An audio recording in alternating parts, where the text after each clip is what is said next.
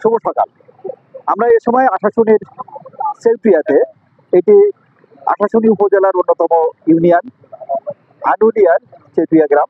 আমার পিছনে সেই ভেড়িবাঁধ ভাঙার যে এলাকাটা সেটা আমরা দেখতে পাচ্ছি।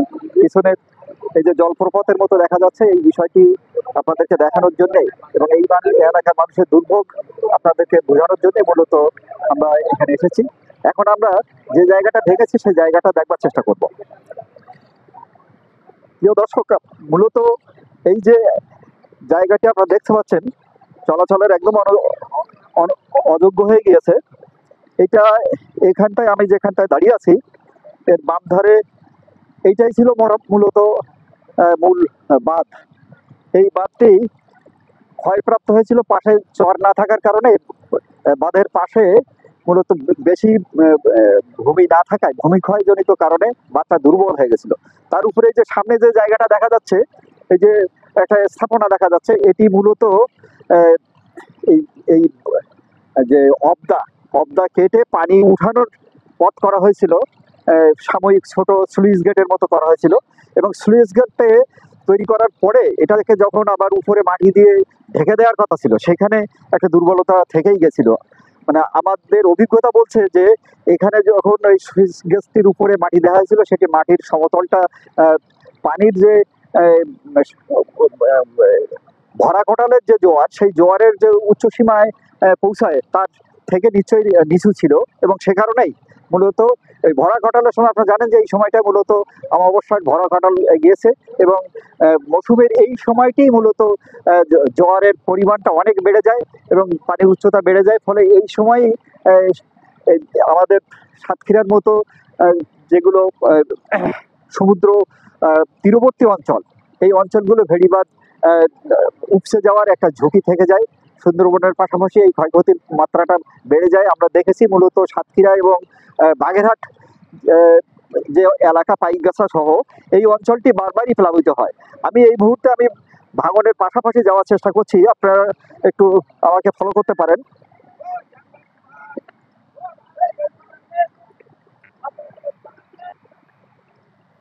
আমরা দেখি কতদূর যেতে পারি।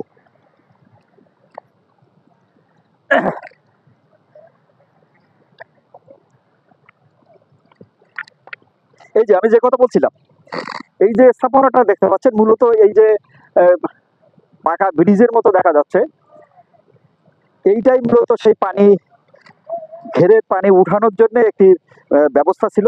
এখানে তাদের পাটাতন দেওয়ার ব্যবস্থা ছিল, কিন্তু এই জায়গাটি যথাযথভাবে বা বৈজ্ঞানিক পদ্ধতিতে এটা না করার কারণেই একবার নেহাতি স্থানীয় মিস্ত্রিদের দিয়ে করা এবং এই বাঁধের যে ঝুঁকি, সেই ঝুঁকিটি বিবেচনা না করে এই নির্মাণটি হওয়ার কারণে এবং পানি উন্নয়ন বোর্ড যথাসময়ে এটা দেখভাল না করার কারণে মূলত এই স্লুইস গেটটা বসে যায় এবং স্লুইস গেটের উপরে পানি ওভারফ্লো হওয়ার একটা ঝুঁকি তৈরি হয়।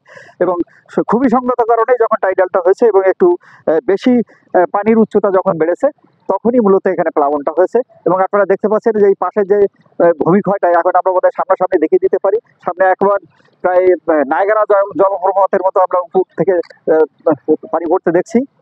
এই যে বিষয়টি, এটা অনেকটা খালের মতো মনে হচ্ছে আমাদের সামনে। এটা কিন্তু সম্পূর্ণরূপে সমতল ভূমি পানির তোড়ে ভেসে গিয়ে এই খাল বা নদীর সৃষ্টি হয়েছে এবং এখানে গভীরতা এই মুহূর্তে বোধহয় 20 ফুটের কাছাকাছি, যেখানটায় এই ভেড়িবাঁধটা ভেঙেছে। ফলে এখান দিয়ে এই মুহূর্তে এই নতুন করে বাঁধ পুনর্নির্মাণ করা আদৌ সম্ভব নয়। এটি পানি উন্নয়ন বোর্ডের ইঞ্জিনিয়াররা এটা মনে করছেন এবং সেজন্যই একটি দূরবর্তী অঞ্চলে একটা জায়গা বেড দিয়ে জিও ব্যাগ ব্যবহার করে একটা টেম্পোরারি একটা বাঁধ দেওয়ার চেষ্টা করছেন। ওই বাঁধটি নির্মাণ করা হওয়ার পরেই এই ভেঙে যাওয়া বাঁধটি সংস্কার তথা পুনর্নির্মাণ করা সম্ভব হবে। আমরা সরকারের দৃষ্টি আকর্ষণ করতে চাই, অতি দ্রুত এই বাঁধটি নির্মাণ করা যেমন দরকার, পাশাপাশি যে এই যে সমুদ্র বিধৌত যে অঞ্চলগুলো বা এই যে সমুদ্র পার্শ্ববর্তী যে অঞ্চলগুলো, এই অঞ্চলগুলো রক্ষার জন্য একটি স্থায়ী ভেড়িবাঁধ নির্মাণ পরিকল্পনা সরকার হাতে নেওয়া উচিত এবং সাতক্ষীরা জেলাকে বিশেষভাবে দুর্গত প্রবণ এলাকা হিসাবে ঘোষণা দেওয়া খুব দরকার। কারণ আমরা জানি এবং বিশ্বাস করি এই এলাকাটির যদি দুর্গত প্রবণ এলাকা হিসাবে ঘোষণা দেওয়া হয়, তাহলে এখানকার এই আকস্মিক দুর্ঘটনা প্রতিরোধ করবার জন্য কিংবা সেটাকে সামলে দেওয়ার জন্য যে আর্থিক প্রস্তুতি সেটা থাকবে, এখানকার যে লজিস্টিক যে সাপোর্টগুলো, ইঞ্জিনিয়ারিং যেসব সাপোর্টগুলো, সেগুলো স্ট্যান্ড বাই থাকবে এবং এ ধরনের ঝুঁকি মোকাবেলায় সরকারের সুবিধা হবে এবং জনগণের ক্ষয়ক্ষতির পরিমাণ কমে যাবে, এই বিশ্বাস আমরা করতে চাই। সে কারণে সরকারের দৃষ্টি আকর্ষণ করে বলতে চাই যে এই এলাকাটিকে, মানে সাতক্ষীরা এলাকাটিকে মূলত দুর্গত প্রবণ এলাকা হিসাবে ঘোষণা দেওয়া হোক এবং এই এলাকার সমস্ত নদীগুলোর পাশ দিয়ে যে হবদার ভেড়িবাঁধ দেওয়া আছে, এগুলোকে স্থায়ী ভেড়িবাঁধ নির্মাণ করে মানুষের অন্তত নিরাপত্তা দেওয়া খুব দরকার। আমাদের গবেষণা বলছে যে সাতক্ষীরার একটা মানে বৃহৎ সংখ্যক জনগোষ্ঠী, তারা এই অঞ্চলে বসবাসের অনুভূতিকে বিবেচনা করে প্রতি বছর এটা ভাঙনের কবলে পড়ে মানুষ উদ্বাস্ত হতে বাধ্য হচ্ছে এবং সে কারণে এই অঞ্চলের মানুষ তারা শহরে ভিড় করছে এবং শহরের জনজীবনও কিন্তু একটি সংকটের মধ্যে ফেলছে। আমরা বিশ্বাস করতে চাই এবং সরকারের দৃষ্টি আকর্ষণ করে বলতে চাই, এই সুদূর প্রসারী ক্ষয়ক্ষতি প্রতিরোধ করবার জন্য, সামলে দেওয়ার জন্য অনতি বিলম্বে সাতক্ষীরাকে দুর্গত প্রবণ এলাকা ঘোষণা করা দরকার। সাতক্ষীরার সমুদ্র তীরবর্তী অঞ্চলে যতগুলো নদী এবং নদীর পাশে যে ভেড়িবাঁধ, এই ভেড়িবাঁধগুলোকে স্থায়ী ভেড়িবাঁধ নির্মাণের আওতায় নিয়ে আসা খুবই দরকার এবং যত দ্রুত এই কাজটি করা যাবে সেটাই মানুষের জন্য অবশ্যই একটি উপকার হবে এবং তার পাশাপাশি যেসব মানুষ ক্ষয়ক্ষতির শিকার হয়েছে তাদের ক্ষতিপূরণ করা এবং পরবর্তীতে এখানে যেসব ধান ক্ষেত নষ্ট হয়েছে এবং তাদেরকে দ্রুত চারা বিতরণ করে, চারা বা বীজ বিতরণ করে তারা বাদ দেওয়ার সাথে সাথে যাতে নতুন আরেকটি ফসল জন্মাতে পারে, সেই জন্য কৃষকদেরকে সহায়তা দেওয়ার ইত্যাদির মতো বিষয়গুলোকে সামনে আনতে চাই।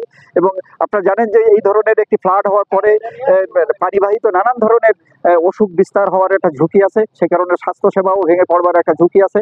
এই বিষয়টিও সরকারের দৃষ্টিতে এনে আমরা আজকের এই যে ভিডিও ধারণ তথা এটা আমরা শেষ করছি। সবাইকে অসংখ্য ধন্যবাদ।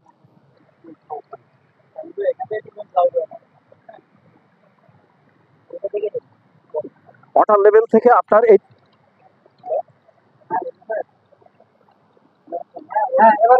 আমি বলি দেখেন, বাদের এখান থেকে মিনিমাম 15-20 মিটার কতদূর নিয়ে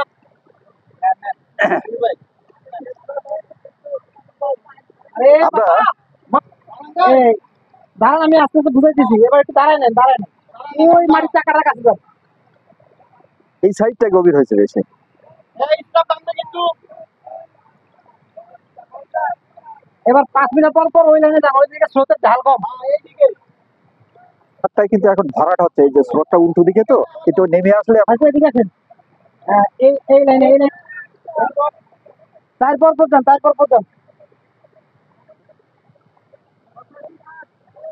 তারপরে আপনি ডিজাইনারটা একটা সফটওয়্যার করে ডাইরেক্ট আরএল দিয়ে দেবো, ডিসটেন্স দিয়ে দেবো। ওকে একটু এইদিকে সরে আসতে বলেন অথবা ওই দিকে সরে যেতে বলেন। 4 মিটার পর আর ওইদিকে আসেন, আর ওইদিকে ও যেখানটা যাচ্ছে ওই জায়গাটা উঁচু, ওর ওই ধারে গভীর, এই ধারেটা গভীর। ও পিছনেরটা কিন্তু ওই চ্যানেল দিয়ে যখন পানি আসতেছে ওই দিকে আসেন, গর্তের দিকে আগে আসেন। হ্যাঁ, আপনি খালি সামনে যাচ্ছেন কেন? ওই বরাবর আসেন।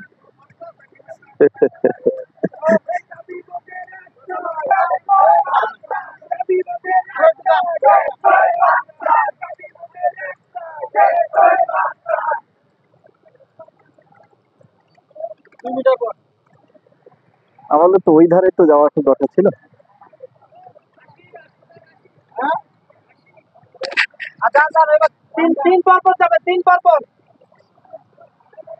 আমাদের তথ্য প্রদান আচ্ছা তথ্য প্রদানকারী উনি ওনার নাম কি জানেন? 200 যান, 3 পর যান। উনি নির্বাহী প্রকৌশলী, 1 না 2? ডিভিশন 2।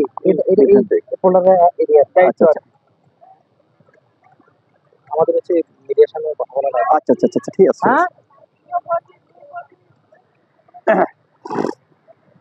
ঠিক আছে। ঠিক আছে ফুটেজ নাও একটা, ঠিক আছে ফুটেজ নাও। আমরা এই মুহূর্তে আশাশুনির চেউটিয়ার যে ভেড়িবাঁধ ভাঙন এবং ভাঙন কবলিত যে প্লাবিত অঞ্চল সেখানে পরিদর্শনে এসেছি।